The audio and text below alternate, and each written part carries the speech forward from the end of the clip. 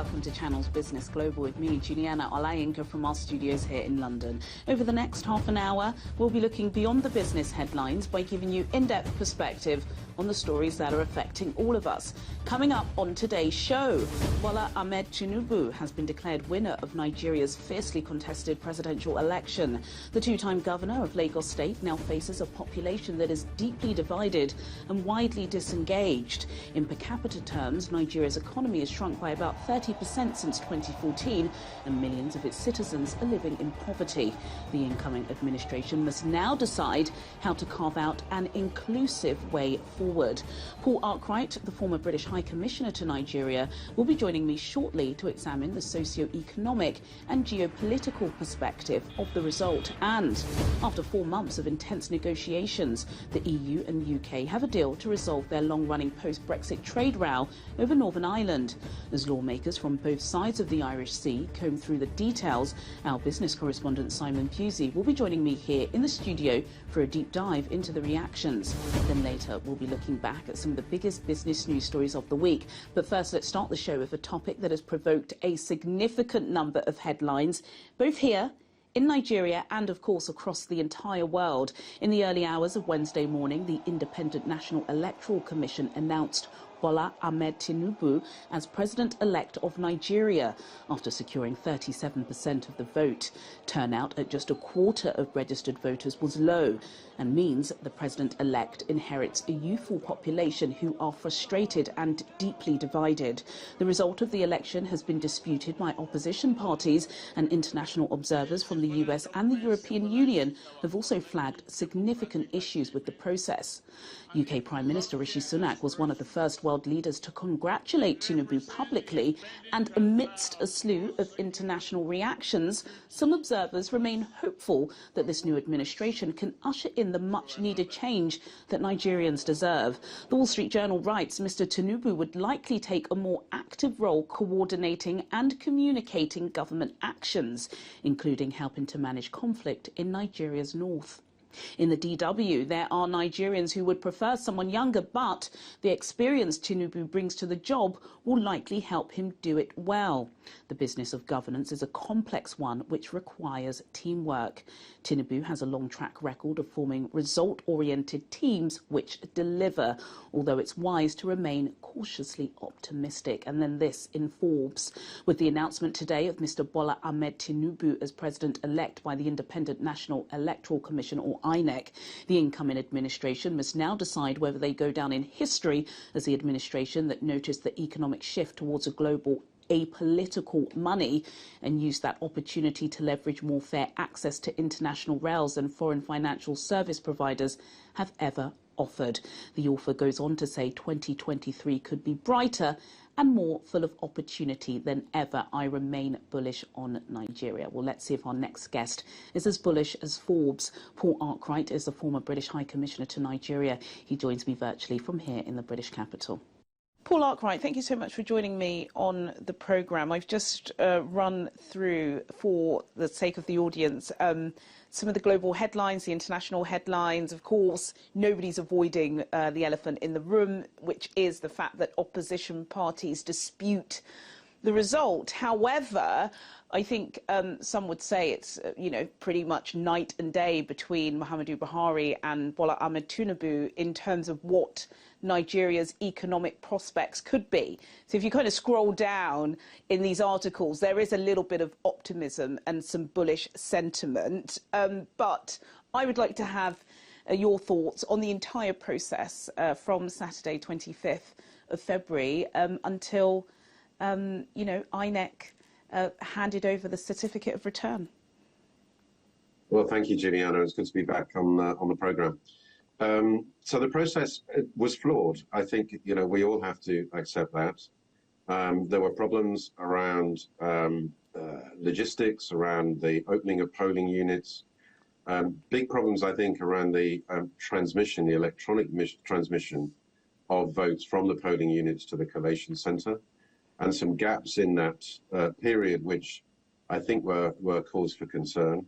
We saw incidents of violence. I have to say, I think there were isolated incidents of violence, but obviously that's not a good thing. And so, of course, the opposition are crying foul. They have, I know the Labour Party has launched a legal challenge. So we'll see what happens. Against that, this campaign, and if you look back to the period before Saturday, this campaign has definitely energized young people. I think it's brought a new engagement and commitment to the political process. We've seen a third-party candidate doing extremely well in the circumstances, challenging the stranglehold of the two major parties. And that in itself is, I think, a positive step for democracy. So it's a mixed picture. As you say, Bola Ahmed Tinubu has been declared the winner. There have been international reactions. I know that the British Prime Minister has congratulated him on that victory. Let's hope that he is magnanimous, that he reaches out to those who didn't vote for him, as he said he would in his acceptance speech. And yes, I remain optimistic for Nigeria. Let's turn the page. Let's focus on what he will do to tackle some of those really big challenges. I wish him well, and I'm very happy to be a part of that effort. Yeah, I echo that optimism sentiment. That's really important, and also urging people to remain peaceful, which is absolutely fundamental. You know, whatever side of the coin you're on, Nigeria's political map has been completely redrawn. What can we take from Peter Obi's success? Overall, you know, he did so much better than I think anybody could have imagined, but particularly in Lagos and Abuja. What does this mean for Tinubu's tenure? Well, let's not forget there are some more elections to come. Yeah. The governorship elections on the 11th of March are going to be very important. As we all know, governors are very powerful, important politicians, statespeople in Nigeria. I'm sure the APC will be doing everything in their power to ensure that they retain the governorship of Lagos State, and that's certainly one to watch. But I think it's good for democracy that a third party and a third candidate has indeed, as you say, done so well. And like you and many people, I was surprised at his success in certain areas. Lagos was a case in point, and others as well. So I think that's healthy. I think he ran a good campaign. I agree the political map has been redrawn in that sense. Let's see what happens on the 11th of March. It wouldn't surprise me at all if Labour got some governorships, especially obviously in Peter Obi's home territory in the southeast. And as you said, and this is very important, peaceful elections on the 11th of March are absolutely critical. Yeah, they are. And they're, so let's hope that works, and that INEC learn their lessons from the mistakes that have been made in the presidential elections and apply those on the 11th. Absolutely. Within his victory speech, President-elect Bola Ahmed Tinubu claimed to have a serious mandate. I was telling you about the international headlines that I've been reading this week, and you know, some are optimistic. You know, they want to do business with Nigeria, and they believe that Tinubu is a man, whether you like him or not, you can do business with. What do you think should be his priorities? I don't know if the 100 days thing works in Nigeria, but clearly people are going to be watching, you know, what his first moves are likely to be. Yes, 100 days is a traditional thing. I remember the Buhari-ometer in 2015, which looked at the first 100 days as well. So starting quickly, I think sending some signals in a number of key areas where the challenges are really very worrying. Security is one, so tackling insecurity not just in the northeast with Boko Haram and Iswa, but across the country where, in general, security has been has got a lot worse over the past 8 years. The economy, yes, that's critical. It's also linked to security, of course, creating an economy where young people can get jobs, good jobs where they are fulfilled and don't see the need to resort to violence or criminal activity. And a few signals that I will be looking for and that my clients as investors in Nigeria will be looking for. I think the FX exchange rate policy of the current central bank has been disastrous. I want to see a rapid change in that, and I know that the international community is looking at that, aligning the parallel and the bank rates. There's been a lot of talk of removing the fuel subsidy. I think doing that quickly, even though it may have short-term pain, will be very important. And of course, bringing monetary policy to bear in driving down inflation. And again, the critical role of the central bank is all going to be part of that picture. But investors are looking for those kind of signals. And I think if we see a rapid improvement, then we will see investment flowing back to Nigeria, and that can only be a good thing. It can only be a good thing. And of course, the difficult task of unifying the country. Let's see how it goes. And we wish him all the best, of course. Paul Arkwright, former British High Commissioner to Nigeria, also business strategist at Arkwright Consultancy. Thank you so much for your time today. Thank you very much. So please permit me to move away from Nigerian politics for now to focus on news emanating from here in the United Kingdom. After 4 months of intense talks, the EU and the UK have a deal to resolve their long-running post-Brexit trade row over Northern Ireland. In short, Westminster will take back control of tax and subsidy rates in Northern Ireland, and there will be fewer checks on goods going from the mainland. The announcement of the deal will also raise questions about the future of British politics. Well, for more on this, I was earlier joined in the studio by our business correspondent, Simon Pusey. Simon, forgive me, I haven't been following this Brexit news as closely as I should have because Nigeria's future has been at stake over the past few days. Whilst we've been redrawing our political map, it does appear as if the British political map and its relationship with the EU has also been redrawn. Lots of optimism about this new Brexit deal. But among the Eurosceptics and the kind of hard Brexiteers in the Conservative Party, major concerns. Talk to us about it. Yeah, well, it's being lauded as a massive win, which we don't get. We don't hear often from the Conservative Party, especially not when it comes to Brexit, and especially when you know, you've got the EU also saying this is a good deal. That never has really happened, certainly not in the days of Boris Johnson. But Rishi Sunak seems to have done. Most people seem to think in his party that he's done a very good job here. Let's just remind ourselves what the situation is. So trade between Northern Ireland and the Republic of Ireland used to be very easy before Brexit. Both were in the EU, so they had the same rules. However, when Northern Ireland left the EU with the rest of the United Kingdom, a deal was required to prevent checks being introduced. The EU has strict food rules and different checks and balances. The new deal is aimed at significantly reducing those number of checks. So there's going to be 2 lanes, a green lane and a red lane, and the green lane means that various items will be able to pass through without any checks. So it's just taking away a lot of paperwork and a lot of administration. And these are Irish C checks, aren't they? Exactly, a lot of administration that that businesses were really struggling with. It's been hailed as a huge victory by Rishi Sunak, of course. He says that Northern Ireland is now in an unbelievably special position because it gives the nation access to both the UK and the European Union markets, making it the world's most exciting economic zone, his words. Critics, of course, pointing out that that is exactly where we were before we left the EU. So before 2016, we had these rules. We could do what we wanted. And people highlighting how much of a mess we must be in if the fact that we can move goods around our own country is being hailed as a huge success. So people saying, you know, this is the least we should be doing. We shouldn't be crowing about this from the rooftops. Yeah. As you say, a couple of hardline Brexiteers saying it should have gone further, and a couple of people in Northern Ireland, members of the DUP, saying it doesn't go far enough. But I think this is a rare win for the government in terms of you've got Ursula von der Leyen saying, "Dear Rishi," and it looks like that sort of relationship between the Lots EU, of pleasantries during her seems visit. to have been patched up a little bit after, you know, Liz Truss and Boris Johnson didn't do such a good job there. So I think this does seem to be quite a good bit of statesmanship from Rishi Sunak, and you can't really think of any better thing in terms of a couple of months ago. This was so far away, this kind of agreement, and it is going to go through Parliament, of course, because Conservatives at the moment have such a big majority. So I think all plain sailing there, and I think people are quite impressed with Rishi Sunak for getting that done. A lot of things still remain, of course, and there will be many troubles ahead, but it is a rare piece of good news for the Conservatives with an election not too far away.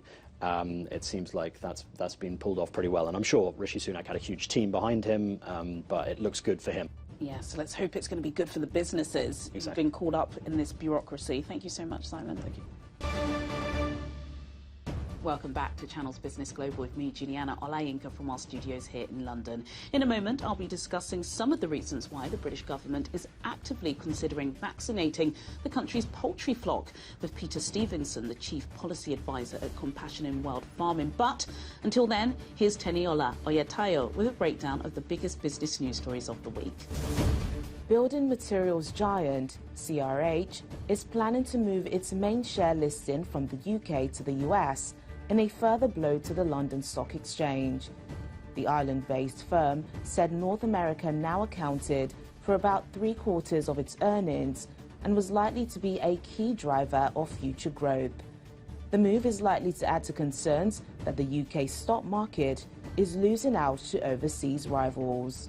Metro Bank posted a narrower annual loss on Thursday and said it's well on its way to being profitable after cutting costs and seeing its finances bolstered by higher interest rates. The London-based company still posted pre-tax losses of £70.7 million over the last year, but it was significantly lower than the £245.1 million reported at the end of 2021. The lender, however, says its net interest margin growth will be limited in 2023 as it expects fewer base rate moves and inflationary pressures to outweigh its cost initiatives. China has accused the US of overreacting after federal employees were ordered to remove the video app TikTok from government-issued phones over data concerns. TikTok has faced allegations that it harvests users' data and hands it to the Chinese government. On Monday, the White House gave government agencies 30 days to ensure that employees did not have the Chinese-owned app on federal devices. The order follows similar moves by the EU and Canada in recent weeks. Teniola Oyetayo for Channel's Business Global. Thanks, Tenny. Now to our final topic. You may have noticed that it costs a lot more to purchase eggs from supermarkets at the moment, and this is not solely a cause of high inflation. A global pandemic of highly pathogenic avian influenza, a form of bird flu, has resulted in the deaths of over 43 million hens in the British egg industry alone, causing a drop in the supply of eggs and higher prices for consumers.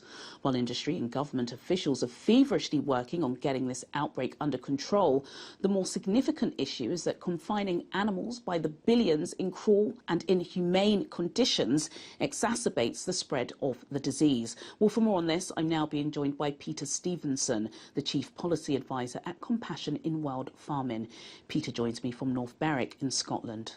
Peter Stevenson, thank you so much for taking your time out to join me on the show today. I was reading Bloomberg earlier this week, and they're reporting that an unprecedented global flu outbreak has killed off at least 58 million birds, and this is in America alone. How did we get here, and should we be worried? Globally, it's 140 million. So, yes, we shouldn't panic, but we should be worried. The poultry sector and governments like to blame wild birds for bird flu because that distracts from the role of intensive poultry production in the development of this disease. But the Scientific Task Force on Avian Influenza, which includes the United Nations Food and Agriculture Organization, says that wild birds are the victims of bird flu. They have not caused it. What happens is that the bird flu virus that naturally occurs in wild birds is usually of low pathogenicity. In other words, it generally causes them very little harm. It's when it gets into intensive poultry sheds that low pathogenic bird flu can evolve into dangerous high pathogenic bird flu. Industrial poultry production, in which thousands of birds are crammed into a shed, gives the virus a constant supply of new hosts. It's able to move very quickly among them, perhaps mutating as it does so. And in this circumstance, highly virulent new strains are likely to rapidly emerge. And indeed, this scientific task force has said that since the mid-2000s, spillover of bird flu from poultry to wild birds has occurred on multiple occasions. Goodness me. Well, I think, Peter, we're all still traumatised, aren't we, from COVID-19 and the pandemic. Our viewers watching from Britain will remember foot and mouth and also bird flu before. And you talked about the mutation. I do believe there are instances around the world of this flu transmitting to humans. I'd like to have your views on that. But also, a lot of people have got a sniff at the moment. We're all familiar with an ordinary flu virus. How does this strain differ, and is it life-threatening? It differs because at the moment it is evolving and mutating very, very quickly. There have been, over the last 25 years, about 850 human cases of bird flu, usually with people who are working very closely with birds. But if people do get it, it's a killer. It kills over 50% of the people that get it. What's been troubling in recent weeks and months is that it has now spread away from birds to mammals.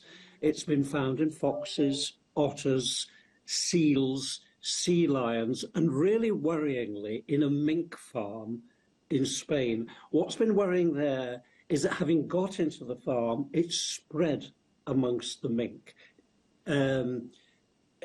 Because so far, with mammals, the feeling has been that it'll get into one mammal but not spread to others. But here we're seeing it spreading. Now, scientists are saying, again, they're not trying to scaremonger, but they said it would only need a few mutations for it possibly to infect people and be able to move from one person to another.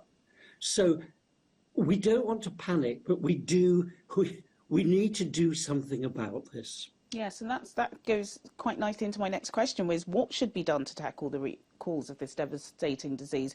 And are Compassion in World Farming feeling, pretty despondent and, sad that perhaps most people don't care about diseases such as this if it only affects animals, which is quite cruel, isn't it? Yes, it is, because the birds do suffer enormously. Dying from bird flu is devastating. It infects the lungs and other internal organs. It leads to severe internal bleeding. That's the ones that die. The ones that are culled, when governments come in and say we're going to just wipe out a whole flock to stop it spreading. Again, the methods of culling cause, great suffering, particularly the method used in the US called ventilation shutdown, where simply, you've got thousands of birds in the shed, the automatic ventilation is shut down, the heating is pushed up very, very high, and over about 3 hours the birds die of suffocation and heat stress. So what should be done? The problem at the moment is governments have no strategy for how to bring this to an end. They hope it'll just die down in time, but there's no sign of that happening. The outbreaks are getting worse, they're longer lasting, more birds are dying and being culled. I believe we need a three-pronged action plan. Firstly, we need to vaccinate poultry. Obviously, we can't vaccinate wild birds, but the domestic poultry and farms. Governments tend to be against vaccination, and it's not without its difficulties, but it can slow down the spread of the disease. The UK government is repeating its mistakes from 20 years ago in foot and mouth, where it was against vaccination, and that led to foot and mouth, the outbreak being much longer than needed, many more animals being killed than was necessary. So we need vaccination. Secondly, we need a big restructuring of the poultry sector. We need to move to farms with smaller numbers of birds and the birds having more space. Once you've got less birds and more space, the likelihood of viruses spreading and amplifying into something worse is much reduced. Really insightful listening to you. Peter Stevenson, Chief Policy Advisor for Compassion in World Farming. Thank you so much for your time today. Thank you. Well, sadly, that's all we have time for today, but as always, do get in touch with your comments and suggestions. I'll see you at the same time next week for more in-depth business analysis on Channel's Business Global. Goodbye.